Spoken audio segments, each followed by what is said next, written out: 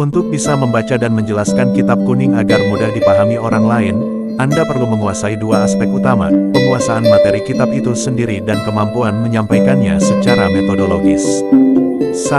Penguasaan materi kitab kuning. Agar dapat menjelaskan isi kitab kuning dengan baik, Anda harus benar-benar menguasai isinya. Berikut adalah langkah-langkah yang bisa diterapkan. Kuasai ilmu tata bahasa Arab, nahwu dan saraf. Kitab kuning ditulis tanpa harakat Arab unggul. Tanpa memahami nahwu, tata bahasa, dan saraf morfologi, Anda tidak bisa membaca teks dengan benar, apalagi menerjemahkannya. Mulai dari kitab dasar, pilihlah kitab-kitab dasar yang berisi pembahasan ringkas, disebut matan, lalu pelajari kitab-kitab syarah penjelas yang lebih luas. Ini akan memberikan pemahaman yang utuh dan bertahap. Tulis, makna gandul, ini adalah tradisi santri di pesantren dengan menuliskan terjemahan kata per kata dan keterangan tata bahasa di sela-sela tulisan kitab. Ini sangat membantu dalam mengingat makna dan struktur kalimat. Perkaya kosakata, banyaknya perbendaharaan kosakata bahasa Arab akan mempermudah Anda dalam proses menerjemahkan dan memahami isi kitab. 2. Teknik menyampaikan kepada orang lain. Setelah menguasai materi, Anda bisa menggunakan metode berikut saat menjelaskan kepada orang lain. Metode bandongan klasikal. Anda membaca, menerjemahkan, dan menjelaskan isi kitab secara langsung kepada audiens.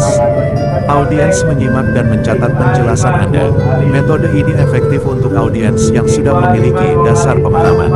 Metode sorogan individual. Audiens membaca kitabnya sendiri secara bergantian di hadapan Anda. Anda kemudian memperbaiki bacaan, menerjemahkan, dan menjelaskan isi kitab tersebut. Metode ini sangat personal dan efektif untuk perbaikan pemahaman secara individu.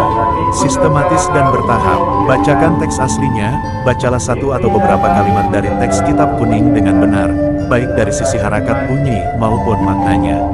Terjemahkan secara harfiah kata per kata, jelaskan arti setiap kata dalam kalimat tersebut. Terjemahkan secara kontekstual, susun kembali terjemahan kata per kata menjadi kalimat yang mudah dipahami dalam bahasa Indonesia, sesuai dengan konteks pembahasan.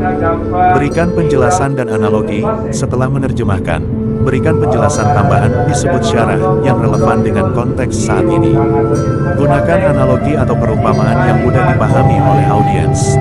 Gunakan alat bantu visual untuk memudahkan pemahaman, terutama untuk konsep tata bahasa yang rumit. Gunakan skema, bagan, atau tabel. Hal ini dapat membantu audiens melihat hubungan antar kata dan kalimat secara lebih jelas. Berikan contoh yang relevan, kaitkan setiap pembahasan dengan contoh-contoh yang ada dalam kehidupan sehari-hari. Ini akan membuat materi terasa lebih hidup dan mudah diingat.